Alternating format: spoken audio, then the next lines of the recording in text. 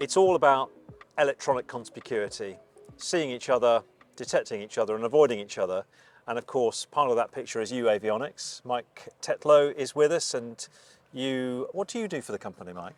I'm a UK representative with General Aviation Ops as my speciality. And this is your aeroplane, an RV8. It is my aeroplane and it's equipped with our technology Yes. in the aircraft, yes. Just run us through what you've got on the aircraft here to begin with. Okay, so the more obvious things, a lot of people might recognise a Sky Echo, which I have hanging behind my head. That's an ADS-B transceiver. It can receive traffic on ADS-B and it can send out ADS-B.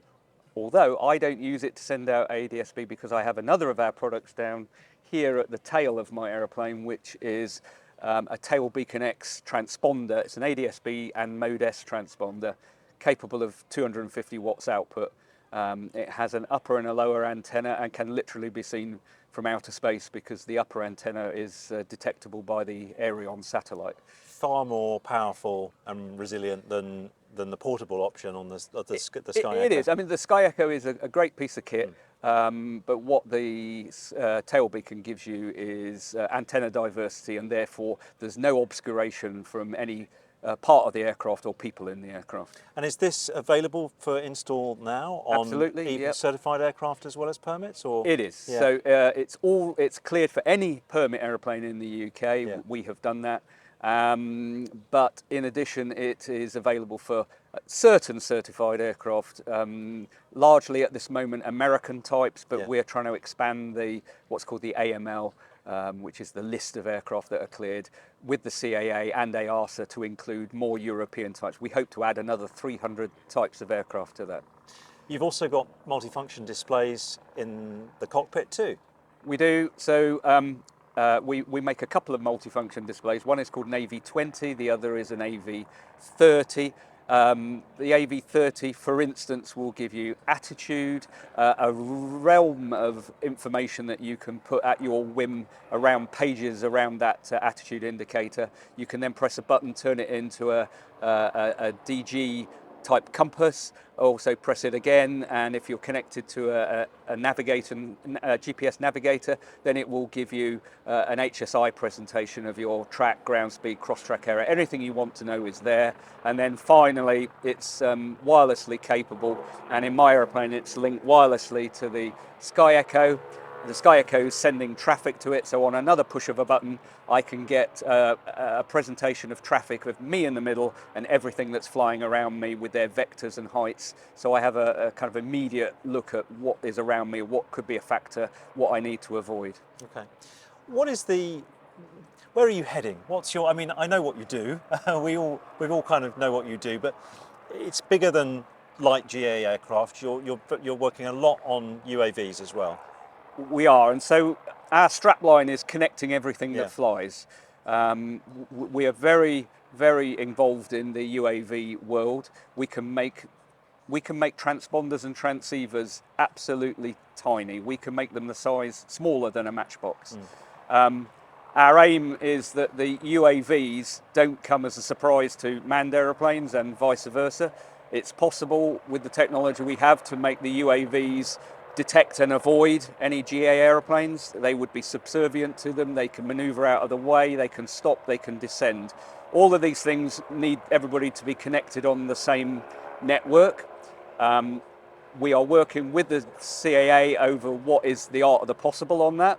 I think that we'll probably move to a position where the UAVs will be on a frequency which is called the Universal Access Transceiver. It's a frequency of 978 megahertz. The manned aeroplanes will transmit their positions on 1090, which will be ADS-B, and a device such as a Sky Echo, and indeed anybody else's devices that are out there, Garmin included, are generally dual band. So with your dual band receiver, you would pick up transmissions from the UAVs, you'd pick up transmissions from other aeroplanes, you would know where they are, they would know where you are. The drones, as I said, through that linkage, would be able to detect and avoid you. It should be possible to get to a position where Much to the chagrin of many a GA pilot, there are temporary danger areas established to allow drones to operate beyond visual line of sight. That could be a thing of the past. Once everybody's on the same network, once the drones know where you are, frankly, you don't, as a GA pilot, you kind of don't need to know where the drones are. You just need to know they will be avoiding you. It would be possible to do away with the temporary danger areas. We'd all be safe, from collision with an unmanned aeroplane. What's slowing things down? Because we already have, I think, is it right, mandatory ADS-B in the US or something close to that? It is in the US. And yet we're still here with an indecision, it would appear, in the UK. You're looking for mandatory ADS-B. Why haven't we got that already, do you think? I think that because we have grown the electronic conspicuity technology in the UK in a kind of piecemeal and not coordinated manner, different technologies have emerged and people champion those technologies. People are very attached to the technology that they've got. I'm agnostic, by the way. I've got one of each in mind. Okay.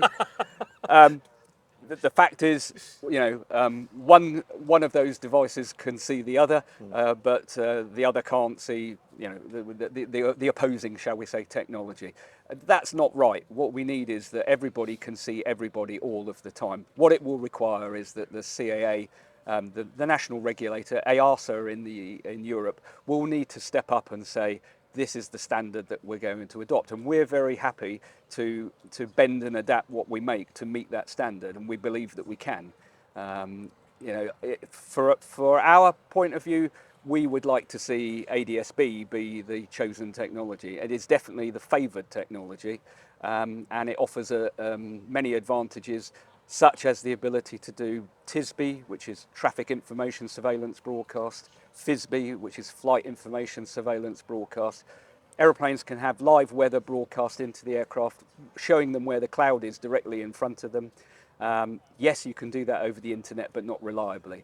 But what you can also do is broadcast up all forms of other traffic that you don't normally see with your device. It can be sent to you so that you see people with any form of transponder on the aeroplane can be sent up to you.